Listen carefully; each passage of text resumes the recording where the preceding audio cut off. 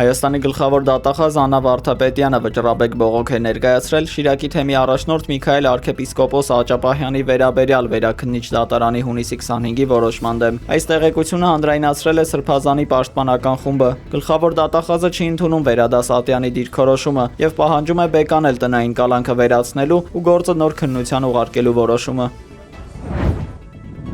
Այսօր 18-20-ի սահմաններում հրդեհ է բռնկվել Երևանի քաղաքապետարանի Բյուզանդի 1/3 հասցեում գտնվող մասնաշենքում։ Ներքին գործերի նախարարության փրկարարական 4 մարտական հաշվարկ ժամանել է դեպքի վայր եւ տարհանել շենքի աշխատակիցներին։ Բռնկումն առաջացել է նկուղային հարկում, որտեղից տարածվող թանձր ծուխը տեսանելի է եղել շրջակա տարածքներից։ Նախնական տվյալներով պատահարի հետևանքով տուժածներ չկան։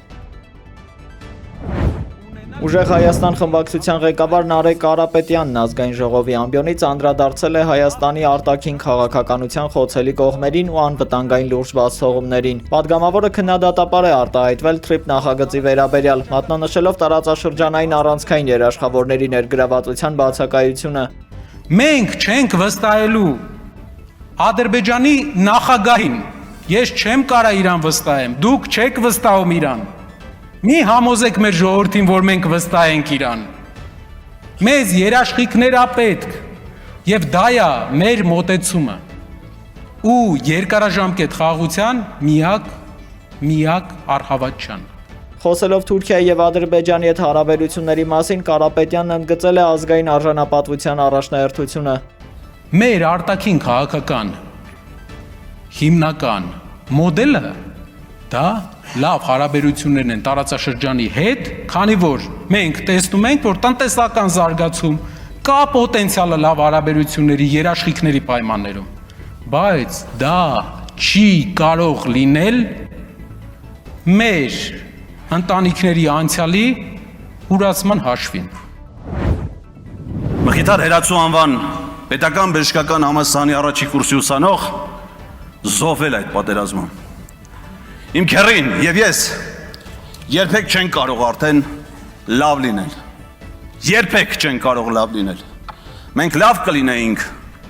եթե Աղաջան Ջանոյանը դառնար իր երազանքի ռազմական բժիշկը եւ փրկեր մեր զինվորների կյանքը, որը դուք սրիկայաբար փորձում եք շահարկել այստեղ։ Ուժեղ Հայաստան խմբակցության падգամավոր Էդգար Ղազարյանի այս էմոցիոնալ ելույթից հետո իրավիճակը սրվել է ազգային ժողովում։ Դուք ստանում եք նախազգուշացում ձեր ոչ կոռեկտ եւ ամբարտավան պահվածքի պատճառով եւ ես ձեզ զգուշացնում եմ, հարգելի գործընկերներ, լրություն պահպանեք։ Եվ ես ձեզ զգուշացնում եմ, որ հաջորդ անգամ նման պահվածքից հետո, եթե դուք չինքնա էվակուացվեք այս դահլիճից, ձեզ էվակուացնելու են եւ դուրս են շպրտելու այս դահլիճից եւ ազգային ժողովի շենքից։ Հնչեցված մեղադրանքներին հետևել է բուռն վիճաբանություն, ինչի հետևանքով նիստը ընդհատվել է, իսկ падգամավորները պարզաբանումների համար դուրս են եկել միջանցք։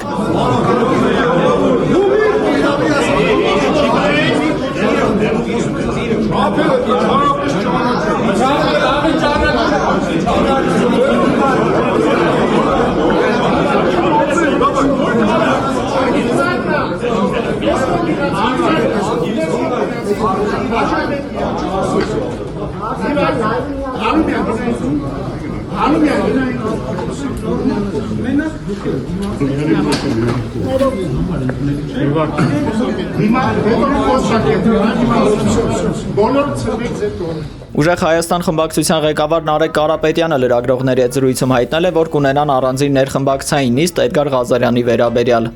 Մեզ Հայկ Օնդերյանը դժվար կարողանա ինչ-որ բան ասի, բայց ամեն դեպքում տեղի ունեցել բարեկրթության նորմերի հետ կապված խնդրահարույց, որը կպարզաբանի։ Օգոստոսի 13-ին հայտնաբերվել է Պաշտպանության նախարարության այն զորամասի զինծառայող Գրիգոր Էդգարի Զաքարյանի դին հրազենային վնասվածքով։ Դեպքի հանգամանքներ ամբողջովին պարզելու նպատակով ընթանում է քննություն, հայտնել են Պաշտպանության նախարարությունից։ Ռազմական ոլորտում կադրային փոփոխություններ կլինեն։ Բանակում արդեն պարբերական դարձած մահվան դեպքերի ֆոնին։ Այսօր լրագրողների հետ ճեպազրույցում վարչապետ Նիկոլ Փաշինյանը հայտարարել է, որ փոփոխությունների վերաբերյալ որոշումն արդեն կայացրել է։ Առավոտյան իրադրությունը քննարկել ենք Պաշտպանության նախարարի հետ եւ այսօր եւ առաջիկայում կլինեն որոշակի կադրային լուծումներ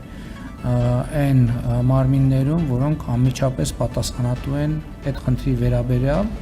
Ըստ ամենայնի մենք փոփոխություն կունենանք, ըստ ամենայնի չէ, որոշումը կայացրել եմ արդեն, ռազմական ոստիկանությունում փոփոխություն կունենանք, բարոյահոգեբանական ապահովման վարչությունում փոփոխություն կունենանք եւ նաեւ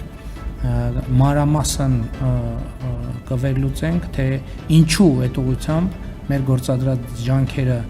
մեզ համար ցանկալի արդյունքներ չեն տալիս եւ հետեւությունների կգանք։ Այո, անհատական պատասխանատվություն պետք է լինի։ Փաշինյանը շեշտել է, սա իր գնահատականը չէ, գլխավոր շտաբի պետի եւ պաշտպանության նախարարի բավական ջանքեր չգործադրելու վերաբերյալ։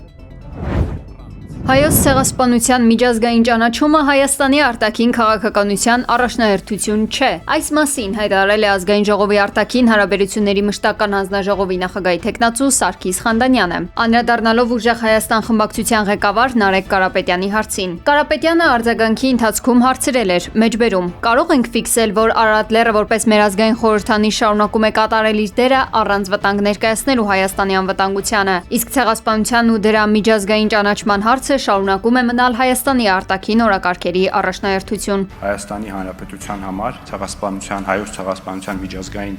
ճանաչումը արտաքին քաղաքականության առաջնահերթություն չէ։ Ոչ մի պաշտոն հավերժ չի։ Հայաստանի անվտանգության խորհրդի քարտուղարի պաշտոնում Արմեն Գրիգորյանին փոխարինել է Ալեն Սիմոնյանը։ Որոշումն այսօր ստորագրել է Հայաստանի վարչապետ Նիկոլ Փաշինյանը։ Գրիգորյանը անվտանգության խորհրդի քարտուղարի պաշտոնը զբաղեցնում էր 2018 թվականի մայիսից։ Ալեն Սիմոնյանը վերջին 5 տարիներին Ազգային ժողովի նախագահն էր։ Նոր խորհրդարանի մանդատից նա հրաժարվել էր։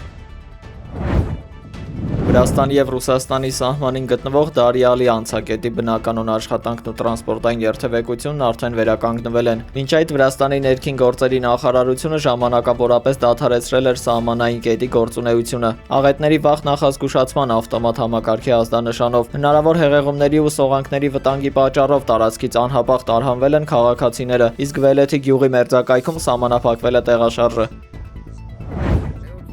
Թուրքական Ֆեթիե հանգստավայրի ափերի մոտ էքսկուրսիոն զբոսանավ է հրդեհվել։ Նավում գտնվող մոտ 115 մարդկանցից ոչ ոք չի տուժել։ Թեև լրատվամիջոցները հայտնել են, որ ուղևորների թվում եղել են նաև Ռուսաստանի քաղաքացիներ, սակայն ռուսական կողմը հերքել է այդ տեղեկությունը։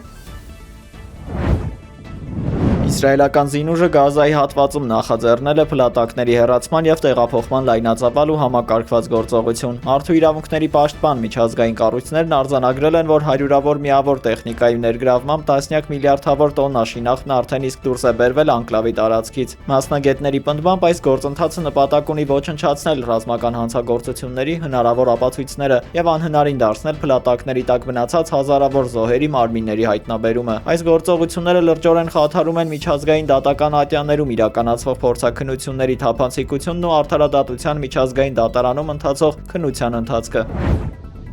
Ռուսաստանի հյուսիսում, Արկտիկայում, Գրենլանդիայում, Իսլանդիայում եւ Իսպանիայում դիտվել է արևի լրիվ խավարում։ Լուսինն ամբողջությամբ ծածկել է արեգակը։ Խավարման առավելագույն տևողությունը կազմել է 2 րոպե 18 վայրկյան։ Մասնակի խավարումը տեսանելի է եղել շատ ավելի մեծ տարածքներում՝ Եվրոպայի մեծ մասում, Հյուսիսային Աֆրիկայում եւ Հյուսիսային Ամերիկայի որոշ հատվածներում։